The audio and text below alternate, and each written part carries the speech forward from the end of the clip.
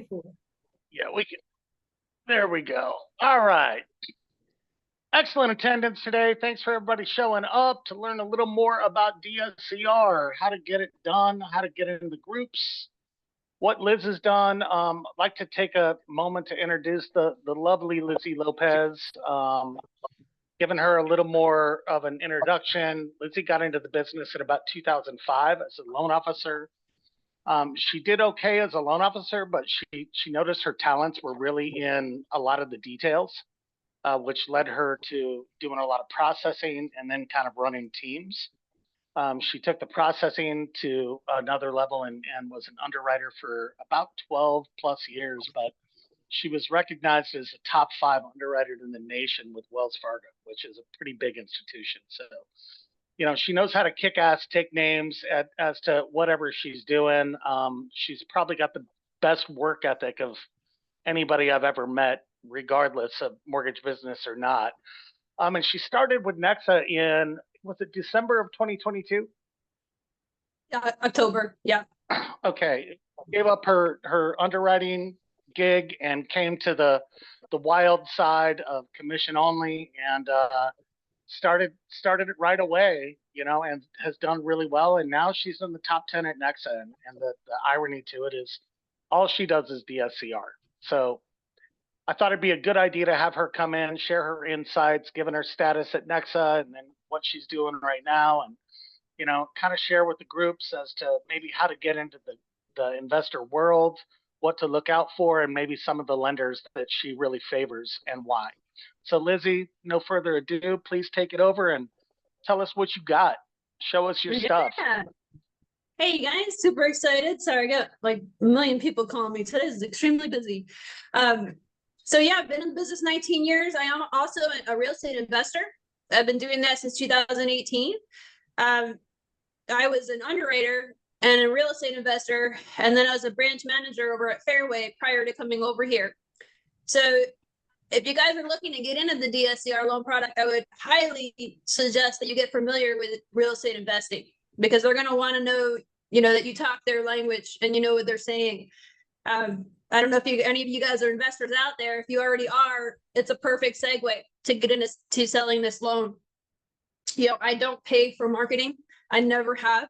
All of my leads come to me by referral. So it's an amazing thing. We can start by going over the loan product. And then if you guys have any questions on that, and then I can talk about, you know, how I get my leads. So DSCR, I'm sure all of you are aware, you know, it stands for debt service coverage ratio. The basic gist of it is that your rental income covers your mortgage payment. I have over 80 DSCR lenders. And what I would suggest to you guys, if you are wanting to, you know, really learn this loan product, I started my own Excel spreadsheet. I recommend you to do the same, because they all have a different set of guidelines, a different minimum loan amount, minimum credit score, DSCR ratio. You know, that the way that somebody sets up their LLC structure will determine what lender you can go to. Some of these DSCR lenders do not allow, you know, nested or layered entities. And what that means is that an LLC owns the LLC or a trust owns the LLC. Only certain lenders, I'd say about half of them will allow it, half of them won't. You know, a misconception out there in the real estate community is that these are non-recourse loans and that we don't pull credit. That's incorrect.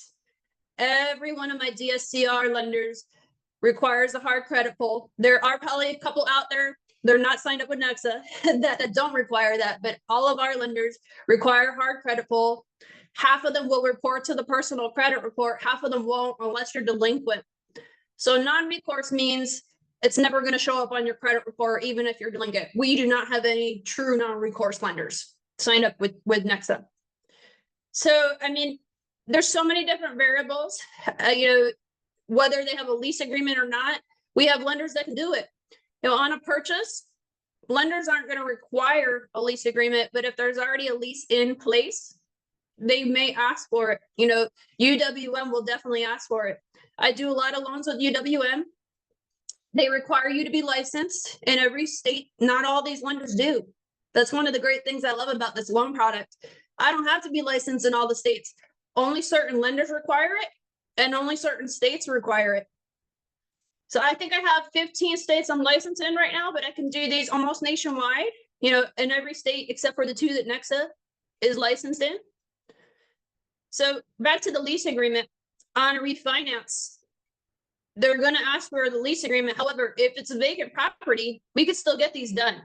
A lot of lenders will shave off a little bit on the loan to value if it is vacant, so 5 or 10%. So definitely more beneficial if the home is leased out. We can do these as short-term rentals or long-term rents. You typically want to always look at it from a long-term rents perspective first, because lenders, all of them except for 2 of them that I'm aware of, are going to restrict your loan to value by 5% if we're doing a short-term rental. So there are restrictions for doing short-term rentals. On a purchase, if we're looking at it as a short-term rental, we're going to be going to AirDNA. We don't have the paid version, but some of the lenders do, and they're going to pull what's on there. There's a button that says project your rental income. That's what the lenders are going to look at. They're going to see what the occupancy is. They want to see it 60 to 70% occupied for a short-term rental. That's what they're going to go off initially. We have a couple lenders that'll just use the AirDNA. However, most of them are going to want to get that 1007 market rent analysis form. That's the form that the appraiser is going to complete to tell us what the market rent is for that property. So whether you're going to conventional or DSCR, lenders are going to require that 1007 for the most part. Most of them are going to require that 1007. Important thing to remember, if you're doing a short-term rental, when you're ordering that 1007, you want to make sure you're telling the AMC, number one, you need short-term rental comps. However, if you have comps, provide them up front. Short-term rental comps are not easy for these appraisers to get. It's a big thing out there. I've had some issues having appraisers wanting to do short-term rental comps. I've had other appraisers take like 3 weeks just to get it back to me. So it's definitely an issue out there. I foresee in the near future more legislation coming down. Appraisers are saying the 1007 is not built for short-term rents. That's why there's an issue with it. Let's see what else. Let me pull up my sheet here, my spreadsheet, and I can tell you some more about the loan product. What questions do we have right now? I saw a couple coming over. You want to be my person to read the questions, Doug? Yeah, I'll definitely do it as they come over. DSCR is in fact for business use only. Yeah, that's one of the questions. Is it for business use only?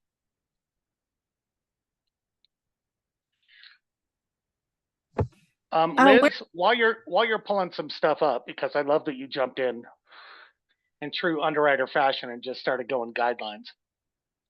But for somebody that may not be a real estate investor, what's their easiest way to kind of break into the investor crowds? Facebook groups, this, that, and the other. I know you're quite a commodity in your investment community, and they fly you out to be like guest speakers at some of their conferences and stuff. Without going immediately to that level, what's a way to kind of break into that, and something that you could recommend that they do to become a presence or an expert in that community? We'd start going to your local real estate investment meetups. You got to shake hands with these people. They got to see you face to face. They're going to have to trust you. If you're just trying to get them off of Facebook, it's probably not going to happen. You got to create a relationship with these people. This is a relationship business, no matter what, the mortgage industry, but heavily with investors, because they're going for multiple properties. They're not just buying one property and they'll come back in 5 to 7 years. They're constantly buying properties. I hear all the time that investors are going, I just want to find one lender that I can just go to, that I can trust. That's, my thing is, my work ethic is built off speed, accuracy, and communication. And I believe if you have those 3 things, you're going to do well in this business if you can build those relationships. It's absolutely a relationship building, being a loan officer, number one, but especially with DSCR. These investors want speed. They want, when they need a quote, I get them a quote within 24 hours or sooner.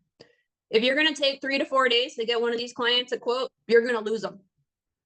If they're trying to reach you at night or on the weekend and you're never going to respond, and you're one of those, I'm only an 8 to 5 LO, you're not going to get the business. I can tell you that I will get that client's business from you. So you got to expand. If you want to go into to be, number one, LOs should not be 9 to 5 LOs. It's just not that type of job. it cracks me up when I call some other LOs and I hear on their voicemail that they're only available from 8 to 5. I wonder how they're doing. But I would highly recommend going to the meetups, just trying to just trying to get face to face, create relationships. I started as an investor first, so I think it was a little different for me because I had a bunch of relationships already created. I am in a couple of different mentorships. So I'm in the Pace Morby community. The sub 2 community, is 13,000 investors in there now. It was a huge deal for me to be in there. I had 2,500 people and I created a bunch of relationships. You know, this business, it's all about numbers. I have lots of client calls every week. I mean, I would say 2 to 3 a day. So it's just constantly, you get those client calls, you know, and then months down the road, they're coming to me for loans. And because right now, you know, there's some investors buying, there's other investors who just want to know what's going on with the product. They just want to get to know you.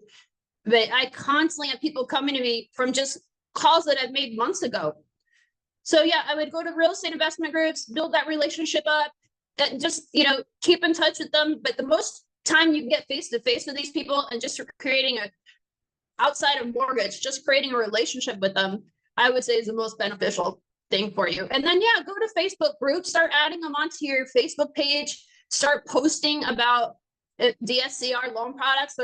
People want to see that. I notice a lot of other LOs, they don't post a lot about, even ones that focus on DSCR, they don't post a lot on DSCR. I have a lot of people following me on my Facebook page. Now, I honestly need to post more too. But yeah, I would recommend, you know, so yes, I'm in a couple different investor groups, which I did have to pay to get into. Most of my leads come from there.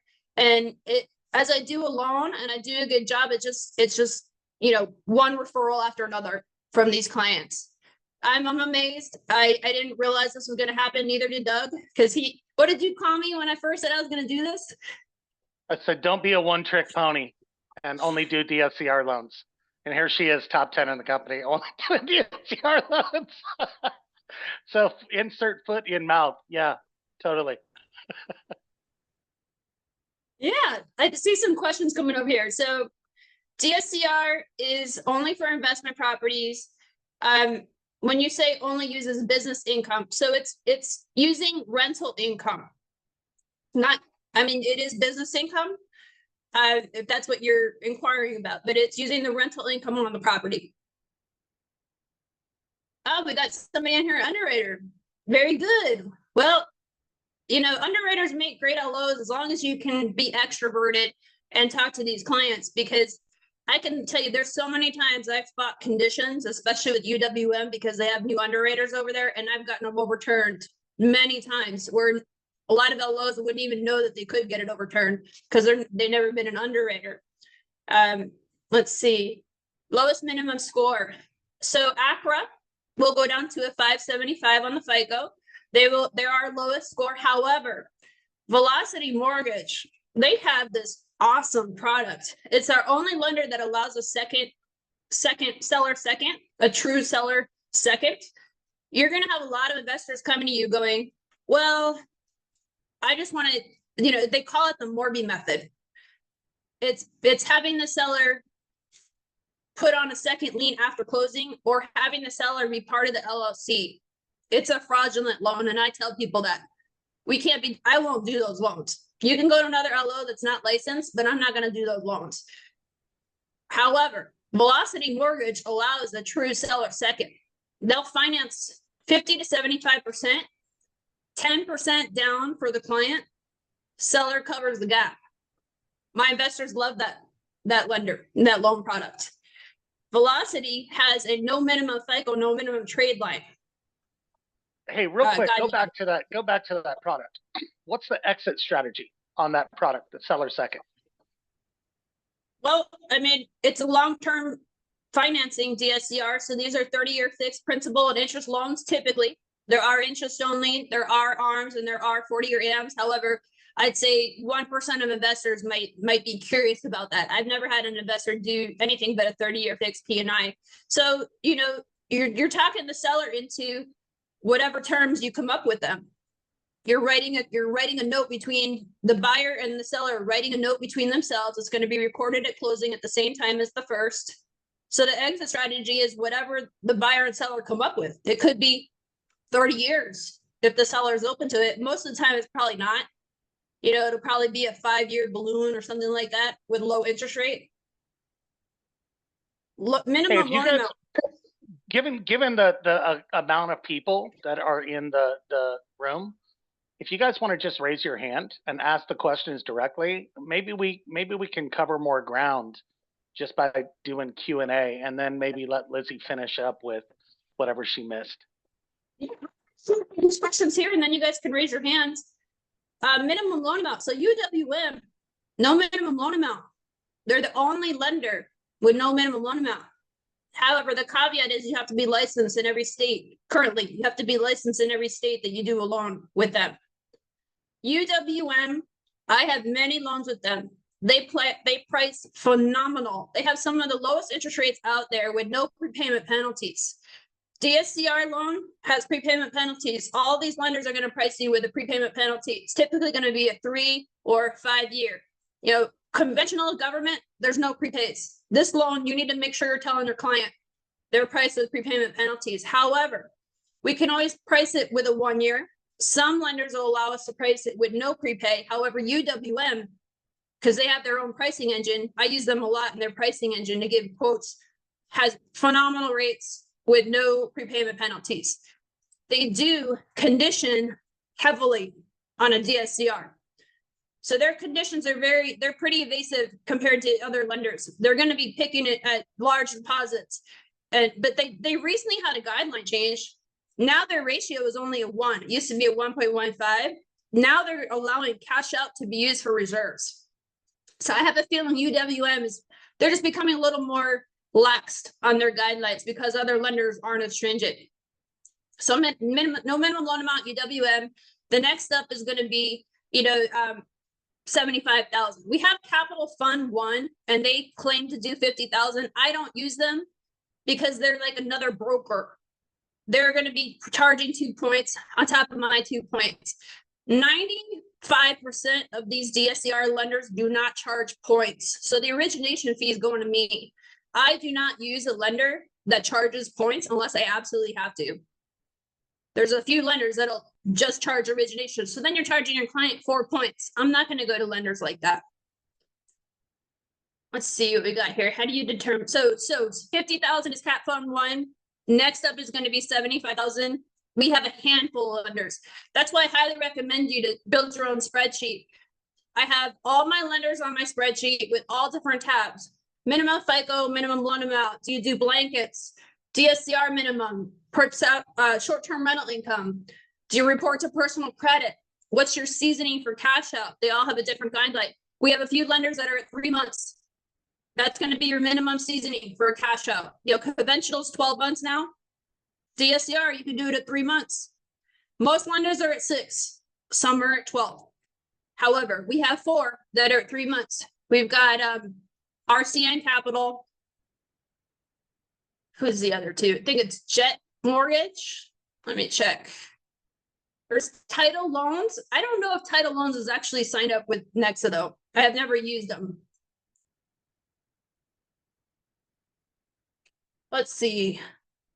Easy Street will do 3 months for a purchase if they did renovations.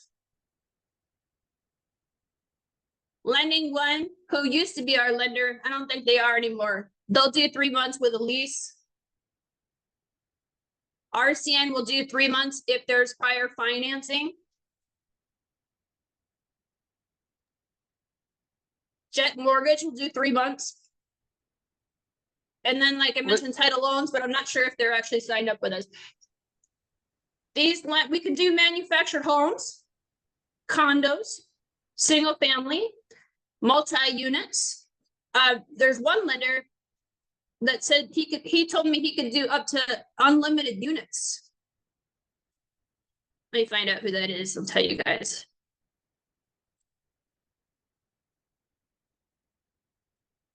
Lizzie, Yeah, gotta ask, what's the chances that you can share your spreadsheet?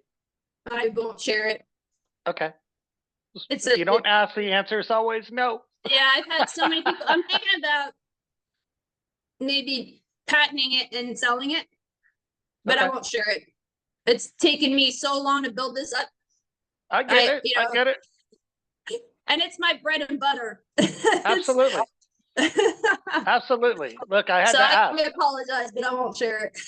Abbas, you got a question. Abbas, what do you got? You're on mute, my guy. You're on mute.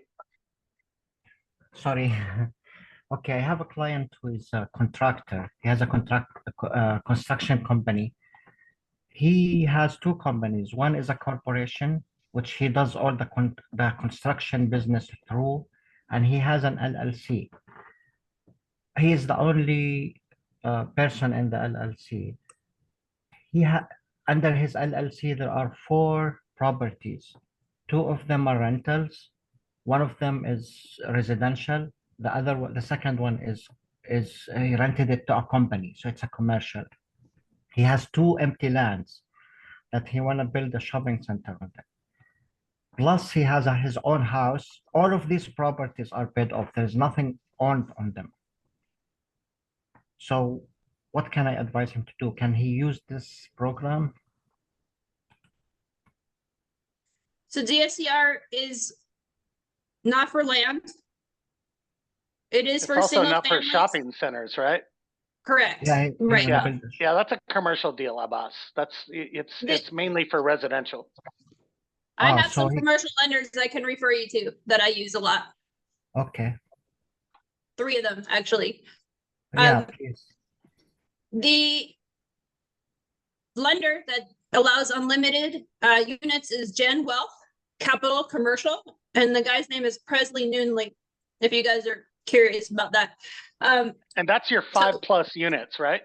That's unlimited. There's many that'll do like between 5 to 8. There's Okay. some that'll do up to 24. I think Acura will do up to 24. But once you get up higher than that, there's not a lot of lenders that'll finance. But Gen Wealth says that he'll do unlimited. But I've actually found 3 commercial lenders that seem to be amazing. They're taking on like a restaurant financing for me, hospital financing. I got one with 119 unit, one with 42 units. So those commercial lenders, very valuable to build a relationship with them for those out of the box type scenarios. Can you email them to me? I'll just put my email address on the Put your email chat. on the chat, and when this is over, I'll send you an email with Yeah, those 3 it's names. here. Yeah. Okay. One of them is Castali. It's Darren from Castali. Okay. Okay. So how do you determine which lender to use? I have my assistant built a quote sheet for me. It's a short jot form. It's 10 questions.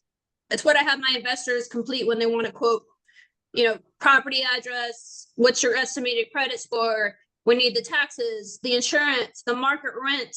How is your LLC structured? Do you care if it reports to personal credit? Just the guts of what I need. How long have you owned the property for refi? It's just what I need to get pricing. So that the initial thing is an investor will fill that out. It goes into an Excel spreadsheet for me.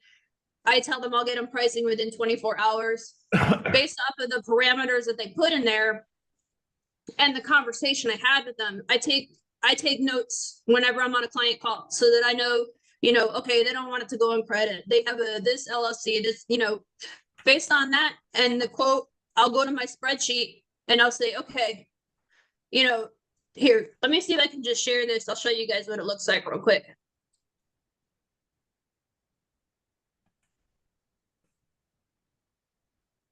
And this is your lead capture, right? This is my spreadsheet. Oh, your actual spreadsheet that you're not going to share, but you're about to share a little taster. I'm just sharing a tidbit. Okay. I can't get it to move up for What some about your reason. lead capture? You willing to share your lead capture? The questions to ask, kind of the sniff test? Yeah, for some reason it's black. Everything just went black. Do you know what's going on? No. There's on my computer. All I see is everything went black on our side too. Same thing. That's a thought that counts. I'm not sure what happened. Try double clicking. We can talk while we're doing this. I don't know what's going on. Maximilian, you got a question. What do you got? My question was, are all DSCR loans non-owner occupied, like they can't live in one unit? That's correct. Okay, that's what I I don't thought. even think you can. I don't even think you can spend like 2 weeks there. Honestly, Oh, like No, I you don't think can't. you can occupy it at all ever. Nope. Yeah. Cannot occupy it at all. I'll try to share that spreadsheet in a minute. I don't know what happened there. Which lenders, so that's how I determine, I'll pull up my spreadsheet based off of what people were telling me, the minimum FICO, the minimum loan amount, the LLC structure, does it report to personal credit, has it been listed on the MLS? If the property was listed and they just recently pulled it off, some of these lenders require 6 months off the MLS before they'll do a refi. So there's so many different factors. The DSCR loans are way more complicated than a conventional or government loan because every lender has a different set of guidelines. You send it to the wrong lender, you're wasting 2-3 weeks. So it's very important to do your due diligence up front. So based off of that quote sheet and my spreadsheet, I personally, this is how I do it. I know a lot of lenders like to go to like Loan Sifter and quote things. I don't use any of our pricing engines. I just send an email out to the lenders that I think it would fit, and I just get quotes from them directly. I've built relationships with a lot of these account executives. I won't use a lot of these lenders because the account executive either won't get back to me, or I don't feel like they know their stuff, or the inside people really make or break these loans. If I can't talk to an underwriter or inside person when I have an issue, I'm not going to use that company again. So I have a handful of lenders that I really enjoy working with that I'll share with you guys. I will generally go to them before I'll go to other lenders outside, if it's not an outside of the box situation. So let's see, how quick can you close DSCR? So typically it's going to be like a conventional loan, 30 days to closing. However, Vantiv, who is one of the lenders I love using, they can close in 2 weeks. And they've closed many of my loans in 2 weeks. They have really good interest rates. I love working with them. They're one of my favorite lenders. Who is this? Vantiv. Okay. Derek Young is the account executive over there. Here, I can give you his number. It's on the LOS, right? Should be. Okay. It's 310-695-5417. Melody Wilson, what do you got? Hello. Yeah. Question. As far as the nested entities are concerned, I think that I recall, and I know sometimes it depends on who the lender's investor is going to be and whether or not they allow it. But I do remember that with an exception, there were times when if the nested entity was registered in the state where the property was held, which sometimes would hold the loan up for a week or two. If we have proof that they did register, then we could proceed, with an exception, of course, which would mean a hit. Is that still the case in some cases where? I've never heard of that before. I know some lenders accept nested and some don't. There are some lenders that will require the LLC to be open in the state they're doing business in. So that might be what you're talking about. Yeah, that too. But I do remember if there was like a nested entity, and it was just, again, like you said, it depends on the lender, but the hit would be really, was an expensive exception hit. I personally never heard of an exception. Lenders are either they can do nested or they can't. Okay. Who is that lender that you were going to? Do you remember? I think I specifically, well, at one point I was with Luxury Mortgage, and it wasn't always the case. It was just sometimes it always had to go before a committee, and they would come back. You never get to sit with them and see how they came up with a decision, but there was always a pricing hit, an exception. We have so many lenders that allow nested. I wouldn't even waste my time. Okay, good. Another thing is, look, the word exception alone in this business is rarely ever used by underwriters and commonly used by AEs. That's just I can tell you the truth. Yeah.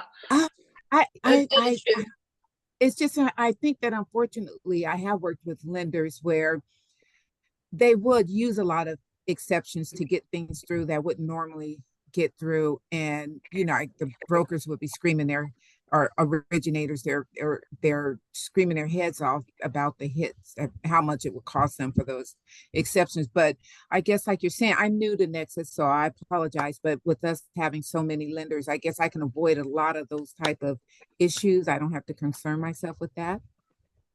Even when an exception is put on, it's rare that you're going to have a big pricing hit to it. But I rarely have exceptions done with these DSCR loans because there's so many lenders that you can go to. There's other lenders that aren't going to require exception. I can tell you the ones okay with nested, just a few off the top of my head. AmWest is okay with nested entities. So AmWest, they have pretty good rates. They're okay to deal with. I've closed many loans with them because they used to have a no seasoning cash out. They don't have that anymore. All of their underwriters are in like the Philippines or something. So it definitely gets a little frustrating over there with some of the conditions they put on the files. However, Sharon's amazing, the account executive. She's extremely knowledgeable, and they have really good interest rates, and they allow nested entities. They'll go down to 75,000 on the loan amount and a 640 FICO. Awesome. Let's see. Deep Haven. Liz, while I'm thinking about it real quick, I'm drawing a blank on what it's referred to as, but a lot of investors will go out, securitize a purchase contract, then sell that purchase contract to another investor, and now it's called a what? It's They're wholesaling it. Yes. Yeah, they're Who's wholesaling doing it. those? Who's doing those? It's called what? What is it called? They're wholesaling it. Yeah. They're add a fee, assignment fee in there, and they're wholesaling it. Assignment contract. That's what it is. It's an assignment. Yeah. Yep. Who does those? It's a case by case basis. I have had UWM tell me that they'll do it. I've had other lenders tell me, put it on there as a different type of fee, a marketing fee. We can do it that way.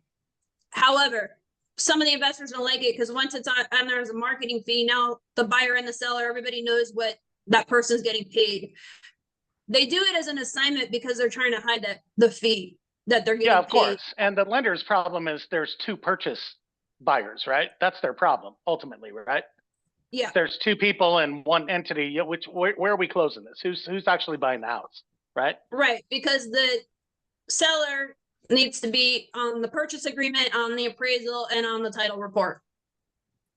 So it's when you're having that person in between kind of take over being the seller and they're not on anything, it's going to cause a big issue. A lot of the investors do double closes because of that. But then we got to watch out. Some of these lenders need the seller to be entitled for a certain amount of time before they'll actually allow that to happen. So assignments are still pretty much up in the air, Doug. I wouldn't say I have any solid. I know I met a lot of lenders resistance about a year ago when I had a couple of those. We still meet resistance Yeah. Okay. on it. Amram, what do you got? Yeah, I was just wondering, what's the name of that loan program that Lizzie was talking about for Velocity? So I Yeah, can it's reach out to they my have email. two. One is the flex term and the other one's the fast 50. The fast 50 will lend up to 50%. The flex term will go up to 75. Arthur Page is our account executive. He's amazing. I've closed a bunch of loans with Velocity. I really enjoy working with them. They do pull their own credit and they do order their own appraisals. So most of these lenders will take our credit report. All my clients pay for their credit up front. 95% of the lenders will take our credit. There's a handful that won't. Vontiv won't. RCN won't. Velocity won't. Most of these lenders will allow us to order an appraisal up front, which is different than conventional and government, because with those, you have to get an intent to proceed, have upfront disclosure signed before you can order an appraisal. Now with DSCR, you can order an appraisal up front without having an application. You can have it assigned, and you put it in Nex's name. 95% of these lenders will take an appraisal transfer from us. Vontiv won't. Vontiv wants to order their own appraisals. Velocity won't. They want to order their own appraisals. Just to avoid a train wreck, is there anything you need compliance-wise before you do that in Nexa world? meaning MLO agreement, that kind of stuff. And I'm just trying to cover bases here. And you're not violating compliance by ordering an appraisal prior to. Okay? No, I don't. Those forms that you guys fill out for conventional government, MLO, and I don't remember privacy policy and that third one, I don't do those. They're not required on DSCR. We're not TRID based. Can I ask a question? Yeah. Because you're saying it's not required. I got a student right now, we fighting with it because I told them it's not required. And compliance is saying we are required to do, they are required to do the MLO. Right, compliance has told me that too. They'll go, where's your MLO? Oh, this is the DSCR. And then it goes back and forth for a couple emails, and then all of a sudden I don't hear from them anymore. I have never done those disclosures. They've never, I don't think they really know, because they'll come back and they tell me that they need it, and then it just goes away. So, I mean, honestly, I don't know if in the future they're going to want to require it, but right now, I don't get those on any of my DSCR loans. So UWM does follow TRID for DSCR. We have a few lenders that follow TRID. However, most of them don't. UWM. I'm going to just say for CYA purposes, everybody on this call, send out the forms. You're not going to get a no for having those two forms, and you'll make compliance happy. At least get the MLO and the privacy policy. And anti-steering is probably overkill because that is truly TRID, but the other two are like compliance that we're a broker and you're hiring us, and we don't share your information. So even though she's getting away with it, I would certainly hate it for somebody else to have a battle like Michelle's having. If you have those two forms, then you don't have to strap up for battle. Lizzie has a full suit of armor that she can show up and battle anytime. I'd hate to put it on you guys that something's going to happen. Just send out the two forms. That's my recommendation. Yeah, I agree with you there. So some other lenders that allow nested, Deep Haven. Tommy Banning's our AE over there. I love Tommy. He's amazing. I've closed a bunch of loans with Deep Haven. I really enjoy working with him. I think the account executive on a lot of these makes or breaks these deals. Their knowledge base, what they can get done over there, how deep they can get into the talking to the underwriter. These AEs, the AEs really make or break these loans. Who else does let's see who else I work with that allows nested. Oak Tree. I love Oak Tree. Damian Fisher is the account executive I work over there with. He's amazing, very knowledgeable. They're really good with short-term rentals and unique properties. He has closed a short-term rental here in Arizona for me in 2 weeks. They'll allow nested entities. RCN Capital allows nested. Jessica Scott's the AE over there. I love working with her too. RCN is a little slow. I closed along with them, and it took them 5 weeks for DSCR. So they're a little bit slower on that process. Some of these lenders, they want to make sure that their processes, they won't even go into underwriting until they have an appraisal and everything. Then they'll actually send it to the underwriter. Sometimes that just causes delays doing it that way. Hey, Liz, just as important as to who to use, who do we avoid in your experience? Who's the dumpster fires? Let's see. Just in your opinion,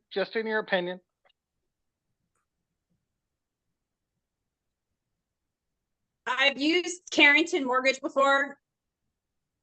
They were quite a hassle, but it was a low FICO loan. So some of the ones that, Capital Mortgage, Carrington, the ones that do those low FICO loans can be a headache. However, I don't know if it was just because it's low FICO and there's a lot, more headaches going on with the client.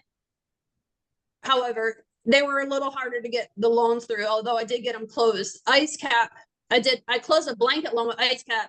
It was a horrific experience. I'll never use it again. I remember I warned you about Emporium and you used them. How did that go? I love Emporium. Okay, cool. I had a horrific experience with Emporium. Okay, good. Chris Leon is the account executive over there. I use Emporium often. They have great interest rates. Mm-hmm. They have probably some of the best DSCR interest rates out there beyond UWM. Let's see who I like using a bunch of different lenders. I know some people just like to go to, 5 different lenders, but I like to just try different lenders. I have an assistant, so I can be this busy. I constantly have 35 loans in my pipeline. I can be this busy because I have an assistant. She's amazing. Her work ethic is just like me. She processes my loans. I don't like using processors. I've only had one good processor in 19 years. That's just the way I work my business. She gets a third of my income. Let's see. Who else is horrific on here?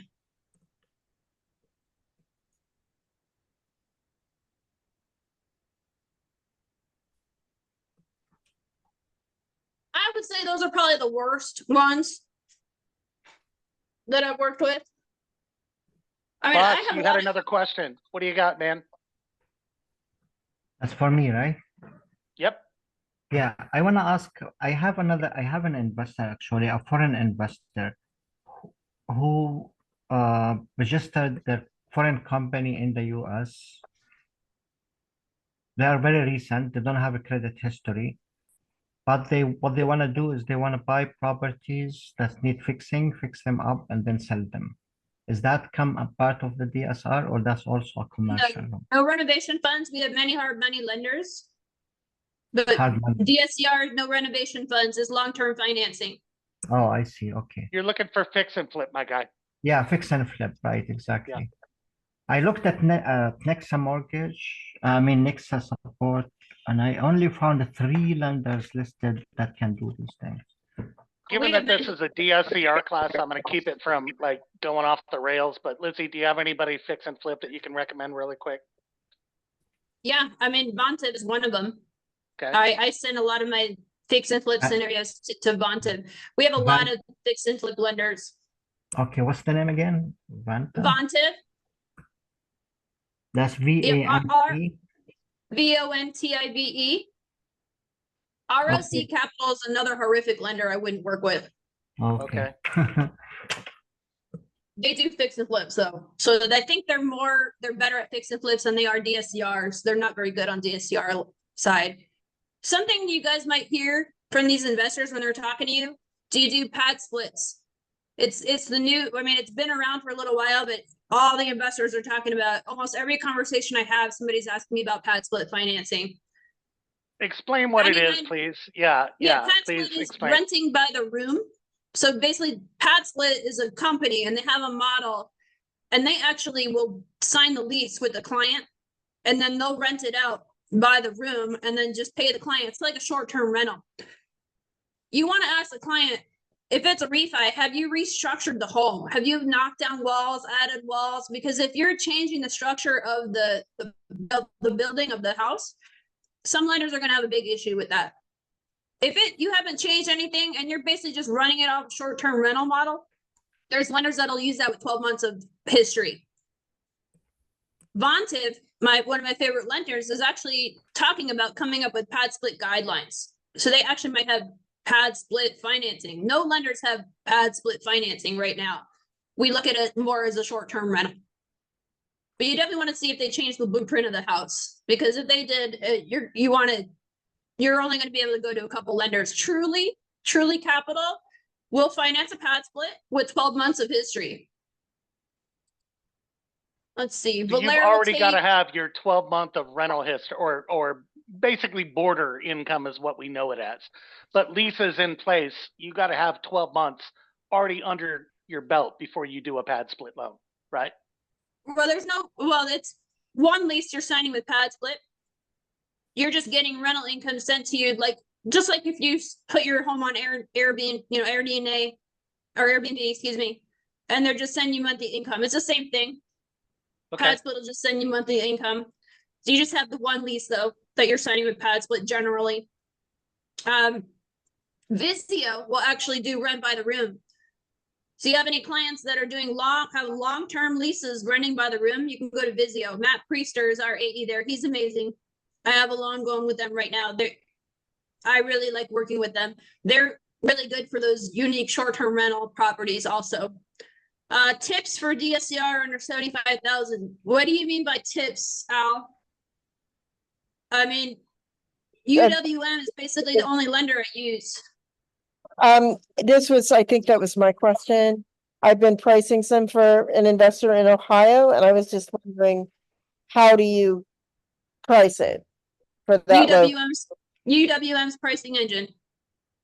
I understand. I mean, but how do you include buy downs, or, I mean, the fees are just so much. And the investors are looking for a lower rate. So I was curious if you just price it at par and they can take it or leave it, or what's your Yes. approach? Lizzie, what's a fair market charge on a 75 or less loan? What do you typically charge that I'm client? maxing that thing out 2.75. Absolutely. Okay. Yeah, everybody asks me up front of, I have a client call that lasts 30 to 60 minutes every time I talk to a client on the initial call. Fees always come up for the most part.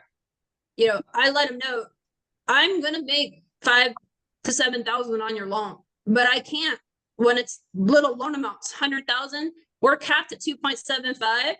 We're gonna only make $2,700. But I let them know so investors want the lowest rate. So I am most likely always pricing on borrow paid for the most part. They're always borrow paid, par interest rate. This is what my fee is. Take it or leave it. You know, I rarely ever will lower my fee. And I've had people ask me when it's $2,700, lower my fee. There's no way I'm lowering my fee. There's $2,700. You're lucky I'm doing your loan. There's a lot of loan officers out there that turn those little loan amounts down. They won't even do those. I'll do them. I've done. I'm one of them. I'm one of them. I won't look. I'm one of them. Melody, what do you got? Yes, hi. Again, question. If the changes to the room, to the house, I'm sorry, to the houses, if it's recorded, then will they touch them? If it's somehow recorded with the county, the changes, and so, you know, all of legit. Here's what it comes down to. When you're looking at any type of short-term rental, what it comes down to is comparable properties in the area. If you're changing that property into a 10-bedroom house, yeah, how many 10-bedroom houses are within a mile, 2 miles that you can get comps from? If there aren't any, you're SOL. If you've got a bunch of other 10-bedroom houses, you're gonna be okay. Yeah, you guys got to understand, on this loan, literally the only collateral on this loan is the property and the appraisal. That's literally the only collateral. That's the only securitization that it has in getting paid. There's no pay stubs. There's no, there's assets sometimes. But, that's the only, that's the only collateral is the appraisal and the value and the comps. So that's why it's that way. Okay. And then one final question. Is it possible that these lenders that we're sending our loans through, do they, and again, I'm new, so I'm not sure, new to the MLO side of the industry, do they give us access to their guidelines? Because the underwriter in me wants to scrub up the loan, or I don't know if that isn't the right direction to go in. I'm like 2 weeks old in this, so I'm not sure the best process flow. I'm going to say most of them will not just send you the guidelines. UWM, you can go in and see their guidelines. Most of the lenders will not send you the guidelines. I've asked many times, and I still ask. Every now and then they'll send you a snippet. But yeah, for the most part, they won't share their guidelines with you. Some of them will, but most of them won't. Like going back to what Doug said, he's not going to do those little loan amounts. I will, because this is not, to me, a transactional business. It's a relationship building business, especially when you're working with investors. Just because I did a $42,000 loan in January. That guy sent me probably 10 clients since then. So yeah, I might have made $800 on his loan, but wow, has he referred people to me and constantly tagging me on Facebook when people are asking about DSCR loans. So I'll do any loan amount because I just want to build that relationship with the client. So to go back to you, Camille, I price it at $275. I price them borrow paid. I will tell people I want to make, 5,000 to 7,000 on your loan is typically going to be what I'm going to be charging. I make higher than that. Every loan is a little different. The client's loan is 600,000 and they ask me what I'm charging. Okay, I'm charging you a point. But the little loan amounts, I'm maxing out my fee. Absolutely. I wouldn't take any less than that. We're not worth less than that. You know, they're not going to really find any other LOs that are going to do that loan. Number one, you have to be licensed in every state with UWM. Anyway. Yeah, I Shelly remember- Rose. Shelly Yeah. Rose, what do you got? Sorry, I couldn't find the mute button. Hi, Liz. Thank you so Hi. much for coming on. This is perfect timing for me. I closed a DSCR last month with UWM and it was a train wreck. What I wanted to ask you is, do you, and this is specific for UWM, do you think that it makes a difference with your AE and the underwriting team? And number two, do you ask them right away, because I obviously used my first one through UWM, who the investor is, because we ran into this issue like a week before closing that they started layering some of the conditions. And it wasn't until I asked who the investor was that I could get straight answers of why they were asking additional questions. Well, UWM has 4 different levels to their DSCR, 4 different colors, you know, yellow, orange, pink, and blue. Yes. So you as the LO, you need to do your due diligence on front and make sure you're sending it to the right color. That might be what you're talking about, where something came up at the end, they had to change colors and go to a different DSCR. Yes, Yeah, so something, the rental appraisal came in low, so we had to go from orange to pink. Yeah. okay. Yeah, now we're not gonna have to deal with that as much because they changed yellow and pink and all of them, I think it's a 1 ratio now. It used to be a 1.15. Now it's a 1. So I think we won't have to deal with that part. To go back to what you're asking, yes, it makes a huge difference with your underwriters and your AE. I actually changed AEs. I had a different one when I first came on board. I just felt like he didn't really have any knowledge. They heavily use their AEs. They send everything you ask, go to your AE, go to your AE, go to your AE. So Yep. if you don't have a knowledgeable AE, and even my AE who's knowledgeable, he tells me things that are wrong. You know, last week I was like, what is your rate and term seasoning for DSCR? And he told me 6 months. And I said, I don't, your guidelines don't say anything. So I don't think you're correct. He went to his team lead. His team lead said 6 months. So I escalated. I went to an underwriter. I went to 2 underwriters actually. And they're like, no, that's incorrect. There is no seasoning for rate and term. And I was like, okay, that's what I thought. You know, but you can't just trust what the AE is saying. I mean, I would always, if you question it, it's okay. You know, make sure you're finding out the right answer because they're not always right. And the underwriters over there, whew, they're hiring school teachers from 2 years ago. Yeah, when I hate to say it, but the AEs are slightly more qualified than underwriter twos. Yeah, Oh, it man. was, WM. yeah, But it when was I- so bad. I had to escalate, I think like a half a dozen times, and I actually ended up having to go to the underwriting lead to get straight answers. And Doug was with me obviously on this loan. And yeah, we had a lot of hurdles to overcome, but we did it. We closed it. So There can definitely be a lot of issues with the UWM loans. They're very stringent on their guidelines and they have new underwriters. Whenever I have an underwriter and I see weird conditions, I go to LinkedIn and I look up their history to see how long they've been an underwriter. You know, because most of the time when I have weird conditions coming on my files, they've only been an underwriter 2 or 3 years.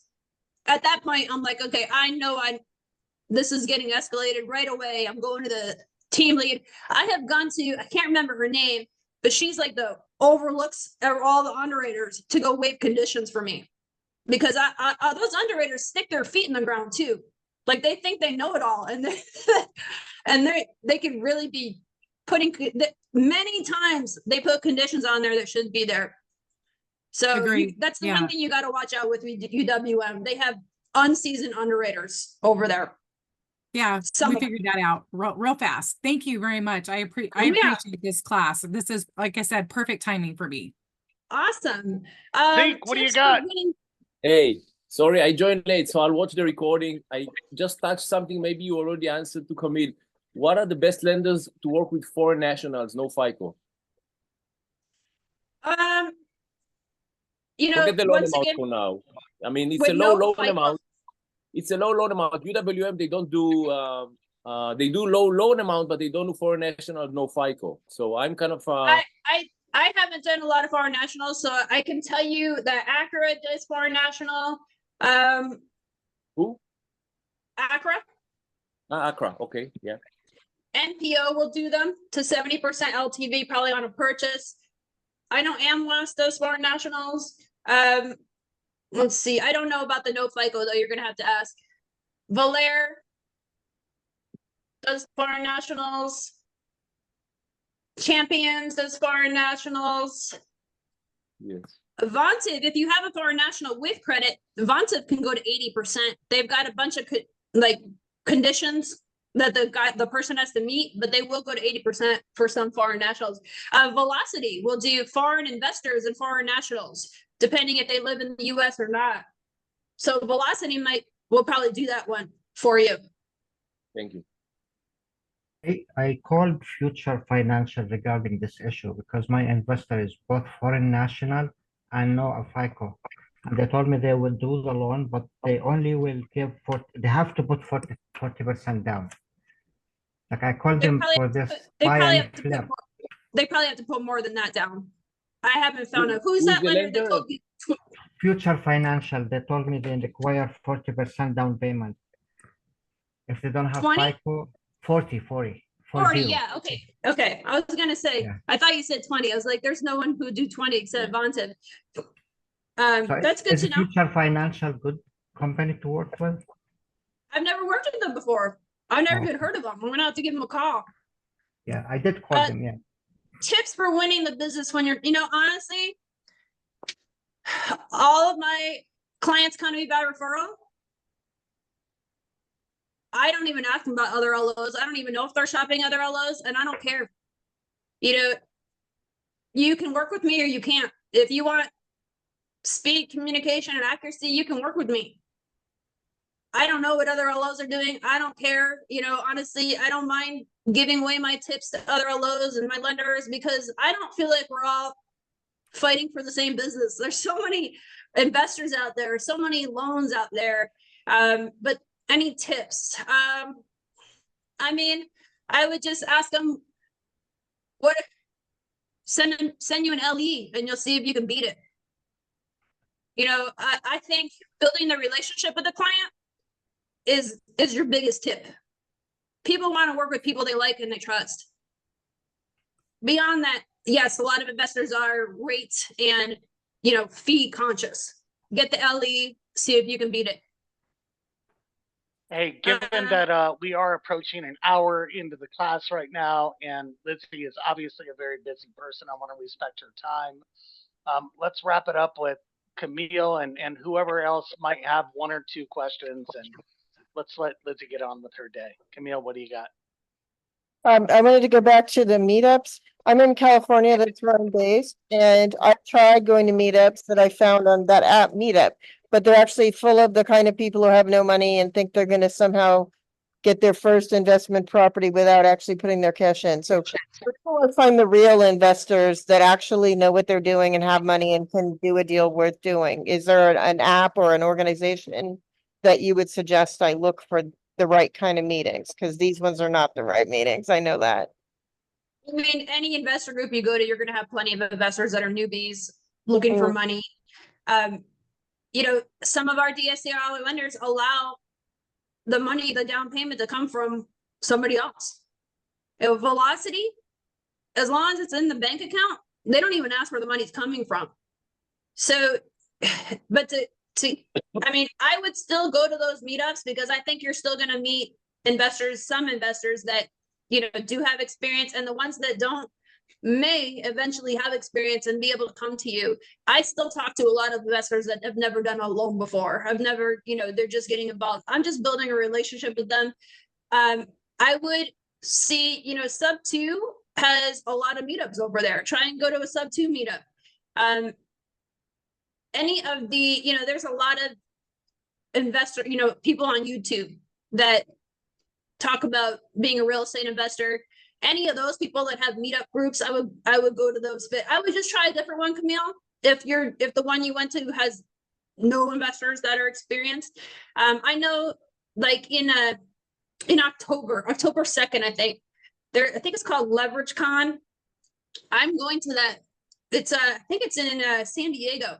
It's a huge investor, lender, agent, just like, everybody's going to be there talking about their loan products, and places like that would be great to meet investors at. And that's right in your backyard. There's a lot of stuff going on in California. I was just out there in June for an investor picnic meetup mastermind. So there's a lot of people, even though a lot of them don't invest in California, there's a lot of meetups and groups going on over there. Thanks. Yeah, you're welcome. Zeke, wrap it up. What do you got? Yes, last question. I also put it in the chat. The 580 FICO. Any chance to get a DSCR? Accra. They go down to 575. Okay. Oh, I see Josiah. Thank you, Josiah. They recently changed. They used to their rate used to be decent and they didn't charge fees. But Luke, our account executive, told me a couple weeks ago, they changed that because they've had so many really low FICO loans coming to them. So they do charge 2 points and the rate was like 11.24. I just priced one out a couple weeks ago at a 580.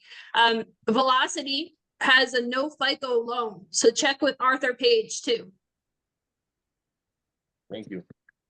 Well, if I Yeah, can you're find a welcome. combination of a low FICO and a low amount, I'm good. They Thank have you. a $75,000 minimum loan amount. Velocity does. Okay. Accra is 100,000. Thank you. So Liz, I can't thank you enough for coming in and sharing your insights.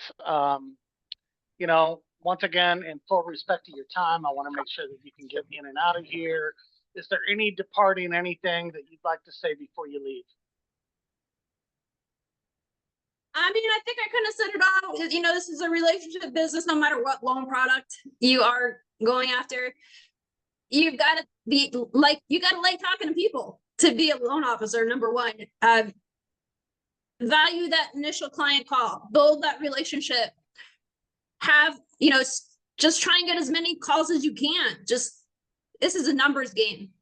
You're not going to win all these deals. I price a lot of loans out that don't ever get originated. You know, a lot of these investors, like Camille said, they just want to know what the rate is going to be. They don't have the money yet to buy the property. I don't mind. I'm going to get them pricing. You know, eventually they might get a loan or they're going to tell somebody else about me, you know? So it's a relationship business. Build those relationships. Go out there, you know, don't be afraid. Post on your social media. If you don't post on social media, I would highly advise that you start doing that. You definitely want to get a following on social media.